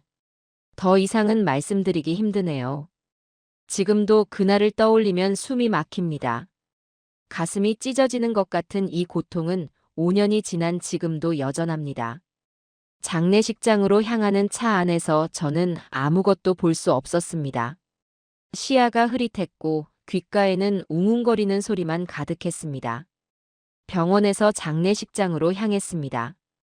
장례식장에 도착하자 하나 둘 조문객들이 모여들기 시작했습니다. 미나의 부모님도 오셨고 회사 동료들도 달려왔습니다. 장례식장 직원이 영정사진용 사진을 요청했습니다. 손이 떨리는 상태로 휴대폰을 꺼내 사진을 찾았습니다. 지난달 수호가 찍은 프로필 사진이 있었습니다. 환하게 웃는 모습이었습니다. 그 사진을 영정사진으로 쓰기로 했습니다. 영정사진 속 수호의 환한 미소를 보는 순간 그제서야 실감이 났습니다. 다리에 힘이 풀려 그 자리에 주저앉고 말았습니다. 밤이 깊어갈수록 조문객은 하나 둘 줄어갔습니다. 저는 밤새 수호의 영정사진을 바라보았습니다. 수호야. 목이 메어 더 이상의 말을 잇지 못했습니다. 장례를 치르는 3일 동안 하늘은 계속해서 비를 내렸습니다. 마지막 날 수호를 배웅하는 발인 행렬에서 미나가 쓰러졌습니다. 친구들이 부축해서 병원으로 데려갔습니다. 저는 끝까지 수호와 함께 했습니다. 화장터에서 수호의 마지막을 지켜보면서도 저는 눈물을 흘리지 못했습니다. 이 모든 게 꿈이길 바랬나 봅니다. 집으로 돌아왔을 때 현관에는 수호의 구두가 반듯하게 놓여 있었습니다. 그날 아침처럼, 언제나처럼. 수호의 방문을 열었습니다. 책상 위에는 웨딩홀 도면이 펼쳐져 있었고 신혼집 인테리어 사진들이 놓여 있었습니다. 침대 위에는 어젯밤 고르던 청첩장 견본이 여러 장 놓여 있었습니다. 옷장에는 수호가 평소 즐겨 입던 정장이 걸려 있었습니다. 다음 달이면 결혼식장에서 입었을 옷도 있었습니다. 수호의 책상 서랍을 정리하다가 결혼 반지를 찾았습니다. 창밖으로 보이는 하늘은 우리 모자의 마음처럼 칠흑같이 어두웠습니다. 수호의 여자친구는 가끔 저를 찾아왔습니다. 처음에는 일주일에 한 번씩 들렸다가 점점 간격이 길어졌습니다. 미나는 매번 울면서 왔고 매번 울면서 돌아갔습니다. 어머님, 저 수호 오빠 생각하면 아직도 가슴이 너무 아파서. 그럴 때마다 저는 마음이 아팠습니다. 아직 28배 어린 나이인데 이런 아픔을 안고 살게 하고 싶지 않았습니다. 그래서 결심했습니다. 미나야, 네, 어머님. 이제 우리 집에 오지 말아라. 미나는 놀란 눈으로 저를 바라보았습니다. 어머님, 저는 넌 이제 새 삶을 살아야 해. 아직 젊은데 이런 아픔까지 안고 살면 안 돼. 우리 수호. 이제는 잊어야 해. 미나는 한참을 울었습니다. 어머님, 저는 수호 오빠를 잊을 수가 없어요. 하지만 저는 단호했습니다. 시간이 지나면 잊을 수 있어. 넌 앞으로 새로운 사람도 만나고 결혼도 하고 아이도 낳고 그렇게 살아야 해. 그게 우리 수호도 바라는 거야. 미나는 그날 이후로 오지 않았습니다. 가끔 명절에 문자만 보낼 뿐입니다. 하지만 정작 수호를 잊지 못한 사람은 저였습니다. 매일 밤 잠들기 전 수호에게 메시지를 보냈습니다. 오늘도 엄마가 수호 방 창문을 열어놨어. 밥은 잘 먹고 있니? 하늘에서도 엄마 생각하니? 수호의 방은 그날 그대로 두었습니다. 매일 아침 일어나면 가장 먼저 수호의 방문을 열었습니다. 창문을 열어 바람을 넣고 이불을 정돈하고 책상을 닦았습니다. 옷장 속 옷들도 한 달에 한 번씩 꺼내서 세탁했습니다. 수호가 좋아하던 운동화도 매주 먼지를 털어냈습니다. 그렇게 하면서도 이상하게 울지는 못했습니다. 눈물이 마른 것인지 아니면 아직도 이 현실을 받아들이지 못한 것인지. 매일 밤 잠들기 전에는 수호의 사진을 봤습니다. 환하게 웃고 있는 아들의 모습을 보면서 이야기를 나눴습니다. 오늘은 엄마가 너가 좋아하는 김치찌개 끓였어. 냄새 맡아지니? 그리고 수호가 보고 싶을 때면 핸드폰 메시지를 보냈습니다. 수호야. 오늘은 하늘이 참 맑다. 너가 보던 하늘이랑 똑같을까? 엄마 보이니? 깊어가는 밤, 집 안에는 저의 한숨 소리만 가득했습니다. 텅 빈 집에 혼자 앉아 밤새도록 천장만 바라보기도 했습니다. 가끔은 현관문 소리가 들리는 것 같아 소스라치게 놀라기도 했습니다. 귓가에 수호의 목소리가 들리는 것만 같았습니다. 하지만 문을 열면 아무도 없었습니다. 그저 제 착각이었을 뿐. 수호의 방에서는 여전히 그 아이의 향기가 났습니다. 시간은 흘러갔지만 이 방은 그날에 멈춰 있었습니다. 저의 마음도 그날에 멈춰 있는 것만 같았습니다. 한밤중에 잠이 오지 않으면 수호의 방에 들어가 책상에 앉아 있곤 했습니다. 수호가 앉았던 자리에 앉아 창밖을 바라보면서 그 아이가 보았을 풍경을 상상하면서 창밖으로 보이는 달빛이 수호의 방을 은은하게 비췄습니다. 그 달빛 아래서 저는 수호에게 하고 싶은 말들을 메시지로 보냈습니다. 보고 싶다. 많이 보고 싶다. 그렇게 밤을 지새우고 나면 아침이 찾아왔습니다. 그리고 다시 새로운 하루가 시작되었습니다. 수호의 방 창문을 열고 먼지를 닦고 이불을 정리하는. 마치 수호가 곧 돌아올 것처럼. 얼마 뒤 수호의 생일이었습니다. 아침 일찍부터 시장에 가서 미역을 사왔습니다. 수호가 가장 좋아하던 국내산 완도 미역이었습니다. 미역을 고르면서 문득 지난 날이 떠올랐습니다. 엄마, 다른 집 미역국보다 우리 엄마가 끓이는 게 제일 맛있어. 수호는 제가 끓이는 미역국을 특히 좋아했습니다. 명절이나 제사 때가 아니어도 가끔 미역국이 먹고 싶다며 찾았습니다. 엄마, 오늘은 미역국 먹고 싶은데. 그럴 때마다 저는 기꺼이 미역국을 끓여주었습니다. 집으로 돌아와 미역을 불리고 조개를 손질했습니다. 수호가 좋아하던 대로 조개도 넣고 배추도 넣었습니다. 국물이 우러나오는 동안 밥도 했습니다. 수호는 미역국에 밥을 말아먹는 걸 좋아했거든요. 엄마, 국물에 밥 말아서 숟가락으로 떠먹는 게 진리야. 그렇게 말하며 웃던 수호의 모습이 눈앞에 선합니다. 상을 차리고 수호의 사진 앞에 앉았습니다. 목이 메이고 뜨거운 눈물이 볼을 타고 흘러내렸습니다. 수호의 생일상 앞에서 혼자 울고 있는 제 모습이 처연했습니다. 매일 보내던 문자처럼 오늘도 수호에게 메시지를 보냈습니다. 수호야, 생일 축하해. 엄마가 너가 좋아하는 미역국 끓였어. 늘 그렇듯 답장은 오지 않았습니다. 하지만 이상하게도 메시지는 읽음 표시가 떴습니다. 처음에는 통신사 시스템 오류라고 생각했습니다. 하지만 그동안 보낸 모든 메시지가 읽음 표시가 뜨는 건 이상했습니다. 수호 핸드폰은 장례 끝나고 해지했으니까요. 가끔은 수호가 정말 제 메시지를 읽고 있는 건 아닐까 하는 생각도 들었습니다. 하늘 어딘가에서 제 메시지를 보고 있을 것만 같았습니다.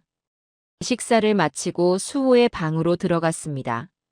책상 위에는 수호의 마지막 생일 때 찍은 사진이 놓여 있었습니다. 그때는 미나와 함께 집에서 조촐하게 생일 파티를 했었습니다.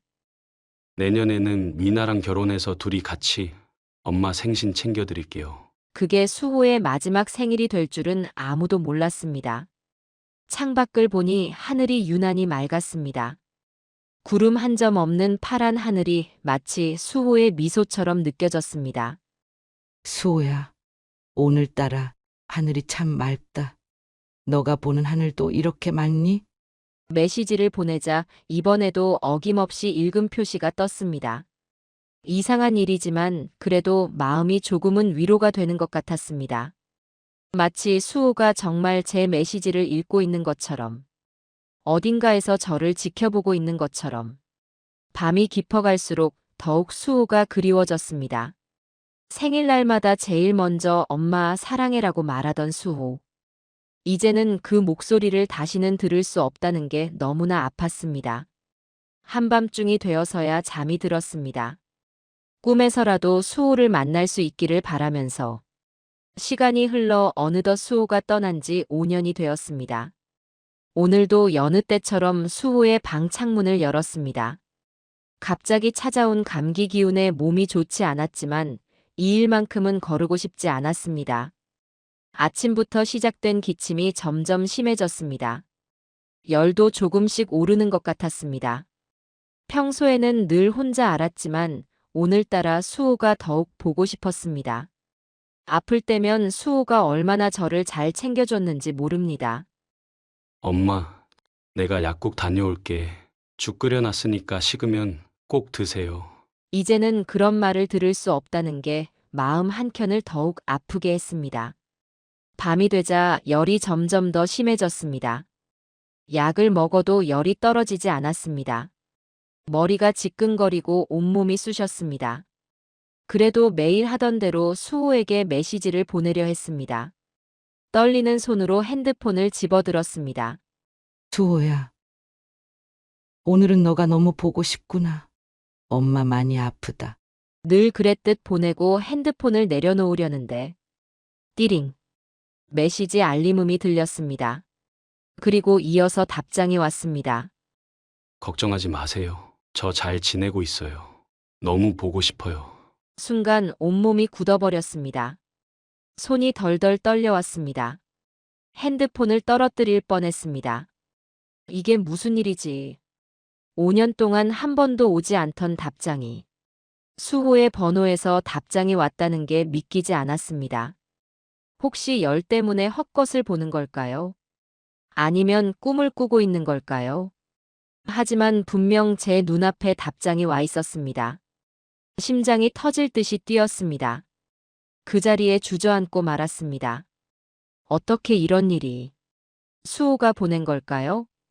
정말 하늘에서 제 메시지를 받은 걸까요? 아니면 누군가의 장난일까요? 온갖 생각이 머릿속을 스쳐 지나갔습니다.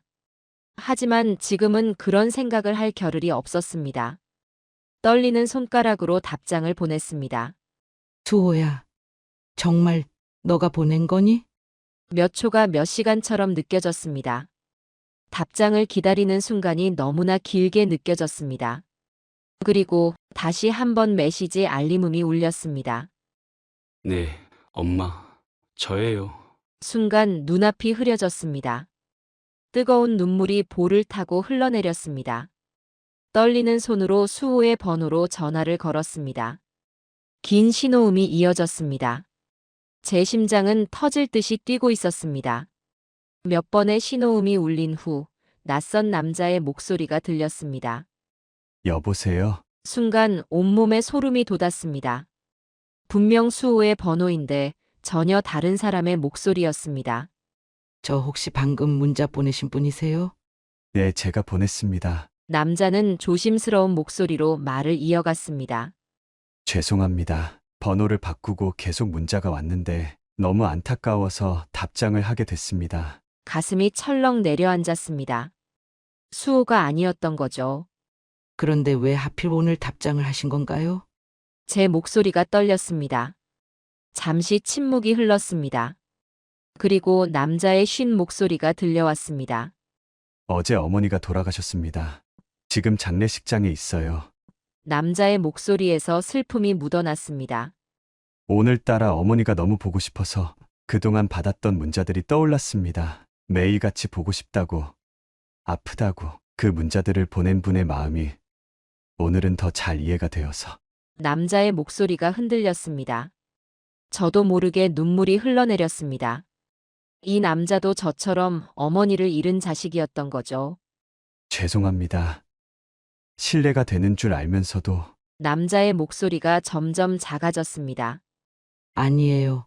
괜찮습니다. 혹시 장례식장이 어디신가요? 질문이 입 밖으로 튀어나왔습니다. 남자가 장례식장 위치를 알려주었습니다. 우리 집에서 그리 멀지 않은 곳이었습니다. 찾아뵈어도 될까요? 잠시 망설임이 느껴졌습니다. 하지만 곧 남자의 대답이 들려왔습니다. 네. 와주시면 감사하겠습니다. 전화를 끊고 한동안 멍하니 앉아 있었습니다. 수호의 답장이 아니었다는 실망감보다 왠지 모를 이상한 감정이 가슴 한켠을 채웠습니다. 이 남자의 어머니도 방금 전까지 이 세상에 계셨다는 게, 그리고 지금은 이 세상에 안 계시다는 게, 마치 5년 전 그날의 제 모습을 보는 것 같았습니다. 창밖을 보니 어느새 해가 저물고 있었습니다. 몸은 여전히 아팠지만 밖으로 나가고 싶어졌습니다. 수호가 떠난 후 처음으로 밤늦게 집을 나서는 제 발걸음이 무거웠습니다. 택시에서 내려 장례식장으로 향했습니다. 밤늦은 시간이라 주변은 고요했습니다. 안내 데스크에서 빈소 위치를 물었습니다. 사무실입니다. 복도를 걸어가는 동안 이상한 예감이 들었습니다. 마치 5년 전 제가 수호를 떠나보내던 그날로 돌아간 것 같았습니다.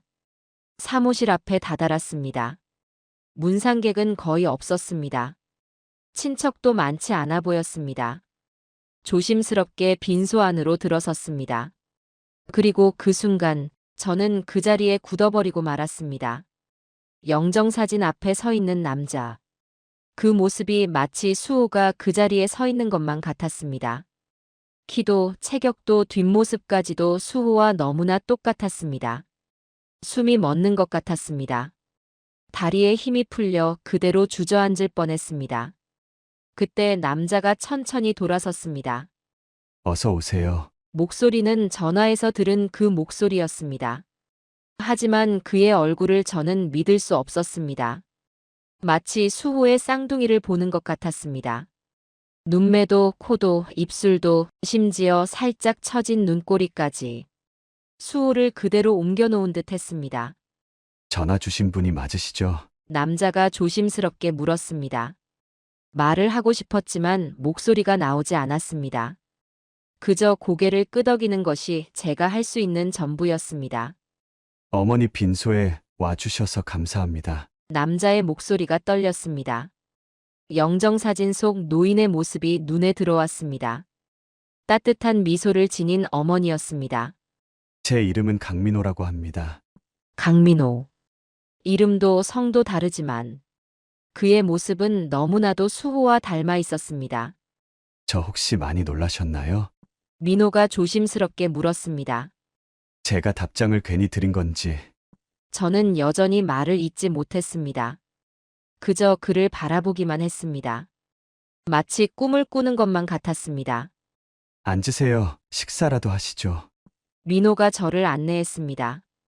움직이는 모습도 걸음걸이도 마치 수호가 살아 돌아온 것만 같았습니다. 장례식장 구석의 작은 테이블에 앉았습니다. 민호가 캔커피를 가져왔습니다. 여기 식사 부탁드려요. 많이 피곤하실 텐데. 수호가 커피를 건네던 것과 똑같은 손짓이었습니다. 혹시 친척분들은? 조심스럽게 물었더니 민호가 고개를 저었습니다. 어머니 외에는 가족이 없습니다. 친척들도 거의 왕래가 없어서 직장 동료 몇 명만 다녀갔을 뿐이에요. 쓸쓸한 장례식장의 모습이 가슴을 아프게 했습니다. 어머님과 단둘이 사셨나요? 네. 아버지는 제가 어렸을 때 돌아가셨어요. 민호의 이야기를 들으며 가슴이 먹먹해졌습니다. 수호도 어린 시절 아버지를 여인 후 저와 단둘이 살았거든요. 어머님이 많이 편찮으셨나 봐요. 아니요, 갑자기. 민호의 목소리가 떨렸습니다. 어제까지만 해도 멀쩡하셨는데 아침에 일어나 보니 더 이상 말을 잇지 못했습니다. 저는 그의 이야기를 물끄러미 듣고만 있었습니다. 시간이 흐르고 밤은 더욱 깊어갔습니다. 하지만 저는 집으로 돌아갈 생각을 하지 못했습니다. 민호의 말투, 손짓, 표정 하나하나가 너무나 수호와 닮아 있었기 때문입니다. 일하시는 곳은 어디신가요? 대기업 다니다가 얼마 전에 퇴사했어요. 어머니 병간호하려고. 수호도 늘 저를 먼저 생각했었죠. 요즘은 프리랜서로 일하고 있습니다. 말을 하는 모습도 수호와 똑같았습니다. 입꼬리가 살짝 올라가는 모습까지. 어머님 좋아하시는 음식은 뭐였나요? 미역국이요. 순간 가슴이 덜컥 내려앉았습니다. 생신날마다 꼭 미역국을 끓여드렸어요. 마치 수호의 목소리가 겹쳐 들리는 것 같았습니다. 시간 가는 줄 모르고 이야기를 나눴습니다. 그의 웃음소리는 수호의 것과 정확히 일치했습니다. 고개를 살짝 기울이는 모습도 자꾸만 눈시울이 뜨거워졌습니다. 밤이 깊어 집으로 돌아왔습니다. 하지만 도저히 잠을 이룰 수가 없었습니다. 머릿속에는 온통 민호의 모습뿐이었습니다. 수호와 너무나도 닮은 그 모습이 마치 수호가 돌아온 것만 같은 기분이 들었습니다. 창밖으로 보이는 달빛이 유난히 밝았습니다. 오늘 하루는 마치 꿈을 꾸는 것만 같았습니다.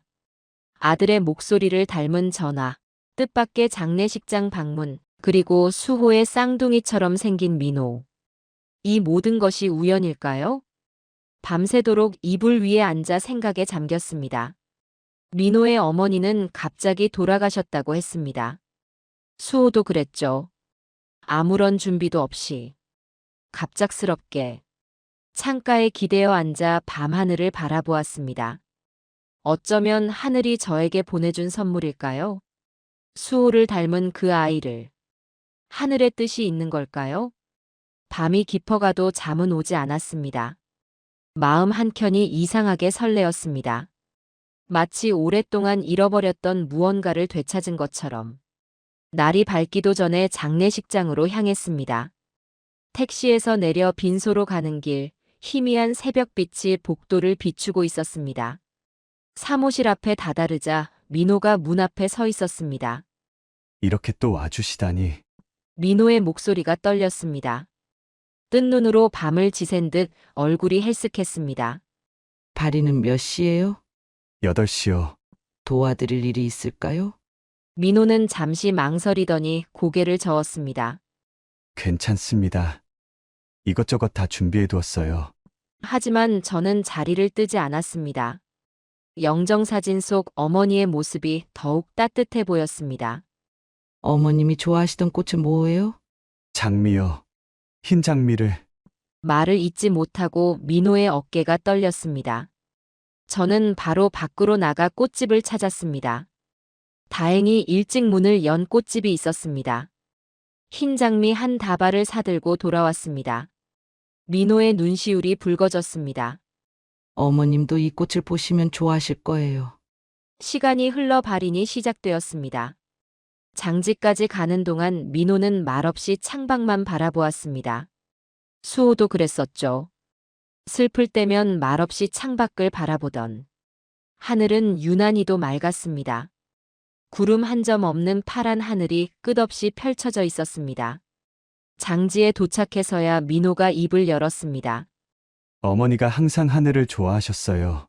맑은 하늘을 보시면 행복해 하셨죠. 오늘같이 맑은 날이면 더욱 좋아하셨을 텐데. 민호의 쓸쓸한 뒷모습이 마음을 아프게 했습니다. 마지막 인사를 마치고 돌아오는 길. 갑자기 민호가 울음을 터뜨렸습니다. 어머니, 그동안 참았던 눈물이 터져 나왔나 봅니다. 저는 아무 말도 하지 않고 그의 등을 쓰다듬어 주었습니다. 수호를 잃었을 때의 그 아픔이 생생하게 떠올랐습니다. 한참을 울던 민호가 겨우 진정이 되었습니다. 죄송합니다. 괜찮아요. 실컷 울어요. 어머니는 제가 우는 걸 제일 싫어하셨어요. 눈물 보이면 더 마음 아프다고. 민호의 목소리가 다시 흔들렸습니다. 그래서 어제도 울지 않으려고 했는데. 차창 밖으로 햇살이 비추었습니다. 마치 두 사람의 어머니가 지켜보고 계신 것만 같았습니다. 돌아오는 길에 민호는 조용히 말했습니다. 와주셔서 정말 감사합니다. 혼자였다면 견디기 힘들었을 것 같아요. 그의 말에 가슴 한켠이 아려왔습니다. 저도 5년 전 그날 누군가 곁에 있어 주었다면 조금은 덜 아팠을까요? 집으로 가는 길에 민호가 물었습니다. 제가 연락드려도 될까요? 가끔 너무 외로울 것 같아서. 저는 고개를 끄덕였습니다. 장례식 후 일주일이 지났을 때 민호에게서 전화가 왔습니다. 좀 찾아뵈어도 될까요? 망설이는 듯한 목소리였습니다. 그래요. 언제든 와요. 그날 저녁 민호가 집으로 찾아왔습니다. 처음에는 어색한 침묵이 이어졌습니다. 어머님 댁은 조용하네요. 민호의 말에 저는 쓴웃음을 지었습니다. 그래요. 혼자 사니까. 민호도 이제 저처럼 혼자가 되었겠죠. 저도 집이 너무 조용해서. 민호의 말끝이 흐려졌습니다. 차를 마시며 이런저런 이야기를 나눴습니다. 민호는 어머니와 단둘이 살면서 있었던 일들을 이야기했습니다. 그의 이야기 속 어머니는 제가 수호에게 그랬듯 아들만을 위해 사신 분 같았습니다. 시간이 흘러 민호의 방문이 잦아졌습니다. 가끔은 저녁을 함께 먹기도 했습니다. 어머님이 해주시는 음식이 우리 어머니 음식과 비슷해요. 그의 말에 가슴 한켠이 따뜻해졌습니다. 어느 날은 수호의 방을 보여주었습니다. 여기가 아드님 방인가요? 민호가 조심스럽게 방 안으로 들어섰습니다. 그런데 이상했습니다. 마치 이 방을 잘 알고 있다는 듯이 자연스러웠습니다. 책상에 앉아도 될까요? 그래요. 민호는 수호의 책상에 앉아 창밖을 바라보았습니다. 그 모습이 너무나 수호와 같아서 숨이 멎는 것 같았습니다. 집에서도 이렇게 창가 쪽 책상에서 공부했어요. 마치 수호의 목소리가 들리는 것 같았습니다. 수호도 늘 이 자리에 앉아 창밖을 바라보곤 했으니까요. 문득 옷장이 눈에 들어왔습니다. 민호 씨, 네, 혹시 이 옷들 입어볼래요? 민호는 잠시 놀란 듯 저를 바라보았습니다. 괜찮을까요? 그래요. 한번 입어보세요. 수호의 옷을 꺼내 민호에게 건넸습니다. 민호가 옷을 입고 나왔을 때 마치 수호가 돌아온 것만 같았습니다. 키도 체격도 완벽하게 같았습니다. 거울 좀 볼까요? 민호는 거울 앞에 서서 한참을 자신을 바라보았습니다. 신기하네요. 마치 제 옷 같아요. 그날 이후로 민호는 더 자주 찾아왔습니다. 가끔은 수호의 옷을 입고 왔습니다. 그럴 때면 마치 정말 수호가 돌아온 것만 같았습니다. 하루는 민호가 조심스럽게 말을 꺼냈습니다. 제가 이렇게 가끔 와도 될까요? 자주는 부담스러우실 것 같아서. 저는 고개를 저었습니다. 아니에요. 와주면 좋죠? 이 집이 다시 살아나는 것 같아서. 그 말에 민호의 눈시울이 붉어졌습니다. 시간이 흐르면서 민호는 이 집의 일부가 되어갔습니다. 주말이면 함께 장을 보러 가기도 했고, 가끔은 제가 해준 반찬을 싸가기도 했습니다. 그의 존재가 제게 작은 위로가 되었습니다. 어머님, 제가 오늘 재밌는 걸 가져왔어요. 민호가 낡은 앨범을 들고 왔습니다. 어머니 유품을 정리하다가 찾았어요. 소파에 나란히 앉아 앨범을 펼쳤습니다. 첫 장을 넘기자마자 저는 깜짝 놀랐습니다. 이게 세상에. 어린 시절 민호의 모습이 수호와 너무나 닮아 있었습니다. 무슨 일이세요? 제 표정이 이상했던 모양입니다. 잠시만요. 저는 서둘러 수호의 어린 시절 앨범을 가져왔습니다. 두 앨범을 나란히 놓고 비교해 보니 마치 한 아이의 사진을 보는 것 같았습니다. 어머님, 이게 민호도 놀란 눈으로 사진들을 바라보았습니다. 유치원 졸업식 사진, 초등학교 입학식 사진, 심지어 교복을 입은 중학생 시절의 모습까지 꼭 같은 모습이었습니다. 혹시 생일이 언제예요? 떨리는 목소리로 물었습니다. 1992년 3월 15일이요. 순간 온몸에 소름이 돋았습니다. 수호와 정확히 같은 날이었습니다. 혹시 같은 날인가요? 그래요. 수호도 1992년 3월 15일생이에요. 민호의 얼굴이 하얗게 변했습니다. 어떻게 이런 일이 사진을 하나하나 비교해 보았습니다. 웃는 모습도 눈을 찡그리는 모습도 마치 거울을 보는 것처럼 똑같았습니다. 여기 야구하는 사진도 있네요. 민호가 한 장의 사진을 가리켰습니다. 저도 초등학교 때 야구를 했어요. 수호도 초등학교 시절 야구 선수가 되고 싶어 했었죠. 중학교 때는 둘 다 태권도를 배웠고, 고등학교 때는 둘 다 밴드부에서 기타를 쳤다고 합니다. 너무나 많은 우연이 겹쳤습니다. 이건 분명 우연이 아닐 거예요. 하늘이 보내준 특별한 인연. 운명이라고 밖에 설명할 수 없을 것 같았습니다. 어머님, 민호가 조심스럽게 입을 열었습니다. 저는 태어날 때부터 부모님이 누군지 몰랐대요. 고아원에서 자랐고 지금의 어머니가 입양하셨다고 해요. 저는 말을 잇지 못했습니다. 혹시 쌍둥이였을까요? 민호의 목소리가 떨렸습니다. 하지만 그건 아니었습니다. 수호는 제가 직접 낳은 아이였으니까요. 그럼 이 모든 게 무엇을 의미하는 걸까요? 한참을 말없이 사진들을 바라보았습니다. 같은 날 태어나, 같은 모습으로 자라, 같은 취미를 가지고, 그리고 이제 이렇게 만나다니. 운명인 것 같아요. 제 말에 민호가 고개를 끄덕였습니다. 저도 그렇게 생각해요. 창밖으로 석양이 붉게 물들고 있었습니다. 우리는 오랫동안 두 앨범을 펼쳐놓은 채 말없이 그 순간을 함께했습니다. 추석이 일주일 앞으로 다가왔습니다. 민호가 조심스럽게 물었습니다. 어머님, 저 차례 지내는 법 좀 가르쳐 주실 수 있을까요? 민호의 말에 마음이 아려왔습니다. 그래요. 내가 가르쳐 줄게요. 장을 보러 가는 길, 민호는 메모까지 하면서 차례 음식을 하나하나 물었습니다. 이건 조기인데 머리 방향을 이쪽으로 해야 해요. 과일은 홍동백서. 기억하기 쉽죠? 민호는 마치 초등학생처럼 진지하게 배웠습니다. 추석 전날, 민호가 일찍 찾아왔습니다. 어머님, 제가 도와드릴게요. 함께 음식을 준비하면서 이야기를 나눴습니다.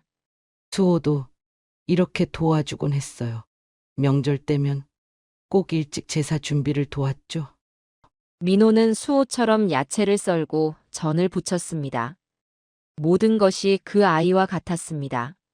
추석 아침 2개의 상을 차렸습니다. 하나는 수호를 위해, 다른 하나는 민호의 어머니를 위해. 어머님, 제가 실수하면 어떡하죠? 긴장한 목소리로 민호가 물었습니다. 괜찮아요. 천천히 따라하면 돼요. 처음으로 차례를 지내는 민호의 모습이 어찌나 진지하던지. 수호가 처음 차례 지내던 모습이 떠올랐습니다. 차례를 마치고 민호가 말했습니다. 어머님, 저 이제 여기서 지내면 안 될까요? 매일 출퇴근하기도 멀고. 민호의 말에 잠시 놀랐지만 이상하게도 거부감이 들지 않았습니다. 그래요. 수호 방에서 지내도 돼요. 그날부터 민호는 수호의 방에서 지내기 시작했습니다. 마치 원래부터 그곳이 민호의 방이었던 것처럼 모든 것이 자연스러웠습니다.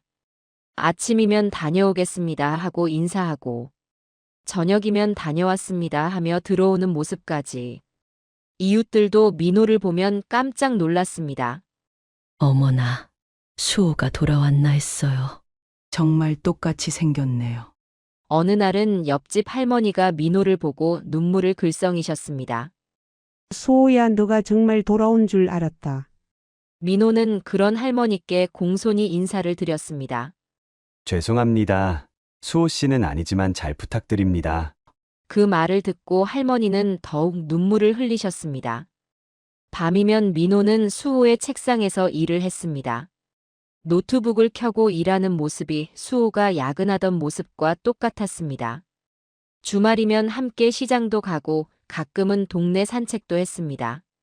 매일 아침 민호는 제가 해준 도시락을 가지고 출근했고 저녁이면 함께 식사를 했습니다.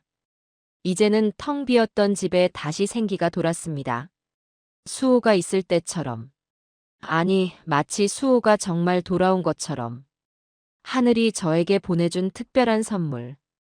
그것이 바로 민호였나 봅니다. 제 생일날 아침이었습니다. 평소와 같이 수호의 방 창문을 열어주려 갔는데 민호가 이미 일어나 있었습니다. 아, 일어났네요. 그런데 민호가 뭔가를 뒤로 숨겼습니다. 어머님, 잠시만 거실로 나와주세요. 거실에는 예쁜 꽃다발과 함께 작은 케이크가 놓여 있었습니다. 생신 축하드립니다. 민호의 목소리가 떨렸습니다. 이거 수호가 어머님 드리려고 준비했던 건데, 민호가 작은 상자를 내밀었습니다. 어머님 서랍에서 봤어요. 수호가 제 생일 선물로 준비했던 목걸이였습니다. 제가 대신 걸어드려도 될까요? 눈물이 차올랐습니다. 고마워요. 민호가 조심스럽게 목걸이를 걸어주었습니다. 그리고 엄마, 순간 온 세상이 멈춘 것만 같았습니다. 엄마, 생신 축하드려요. 5년 만에 다시 듣는 엄마라는 말. 참았던 눈물이 터져 나왔습니다. 우리 어머니가 돌아가시기 전에 그러셨어요. 너가 이제 그분의 아들이 되어주렴 하고. 민호의 목소리도 흔들렸습니다. 저는 그대로 민호를 끌어안았습니다. 그래, 우리 아들. 민호도 저를 꼭 안았습니다. 오랫동안 그렇게 서로 붙잡고 울었습니다. 아침 식사 자리에서 민호가 말했습니다. 엄마, 이제 제가 효도할게요. 그 말을 듣는데 가슴이 먹먹해졌습니다. 수호가 늘 하던 말이었거든요. 아침을 먹고 민호는 회사에 갔습니다. 다녀오겠습니다. 수호의 목소리와 똑같은 인사. 하지만 이제는 슬프지 않았습니다. 오히려 가슴이 따뜻해졌습니다. 그날 저녁 민호는 일찍 퇴근했습니다.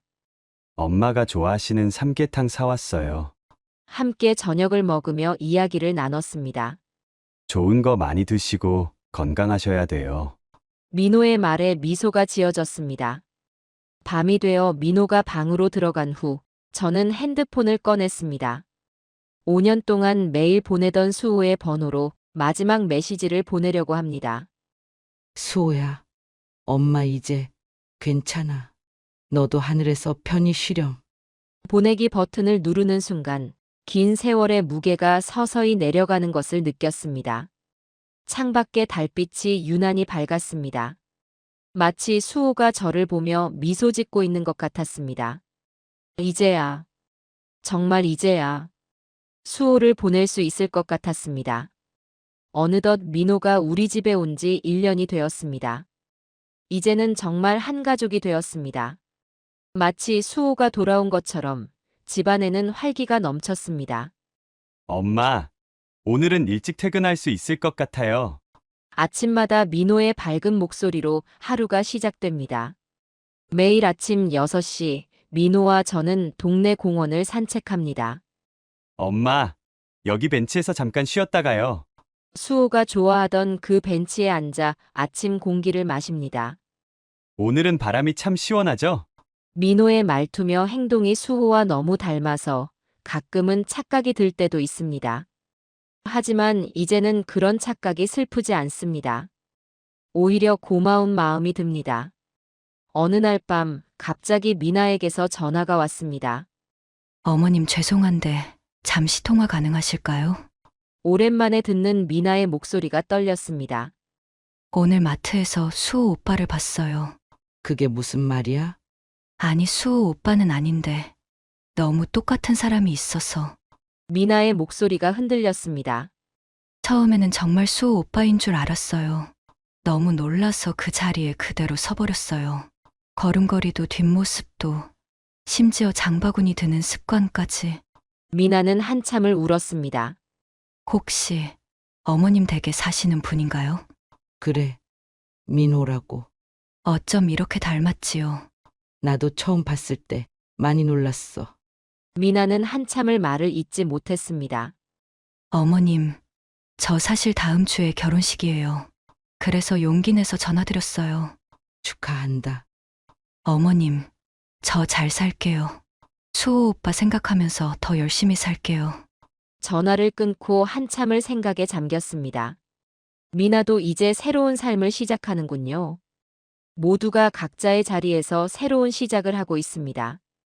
수호도 하늘에서 기뻐할 것 같았습니다. 주말이면 민호와 함께 시장을 봅니다. 엄마, 이 오이 신선해 보여요. 김치 담글 때 쓰면 좋겠어요. 민호는 수호처럼 제가 김치 담그는 걸 좋아합니다. 우리 어머니는 김치를 담그실 줄 몰라서 늘 이웃집에서 얻어먹었거든요. 민호의 이야기를 들으며 시장 구경을 하는 재미가 쏠쏠합니다. 이제는 더 이상 밤에 울지 않습니다. 수호의 사진을 보면서 눈물 흘리던 날들이 언제였나 싶어요.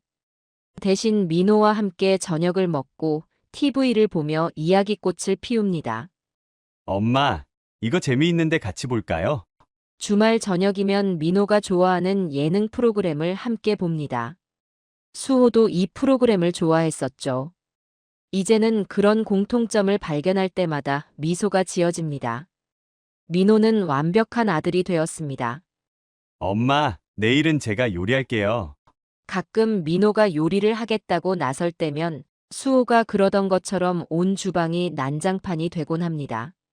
하지만 그마저도 사랑스럽습니다. 직장에서도 민호는 인정받고 있습니다.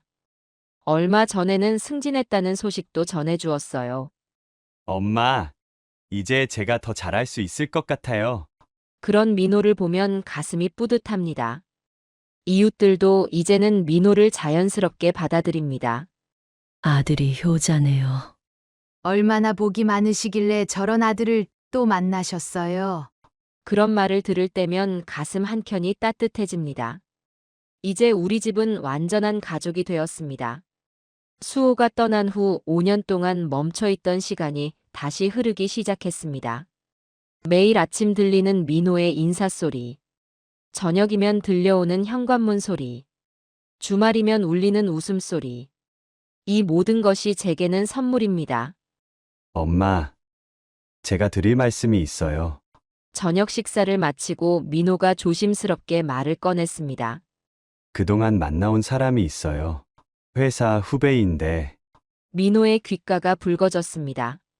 결혼하고 싶어요. 순간 가슴이 벅차올랐습니다. 그래, 어떤 사람인데? 이번 주말에 인사드리고 싶어요. 데려와도 될까요? 흔쾌히 고개를 끄덕였습니다. 주말이 되자 민호가 여자친구를 데려왔습니다.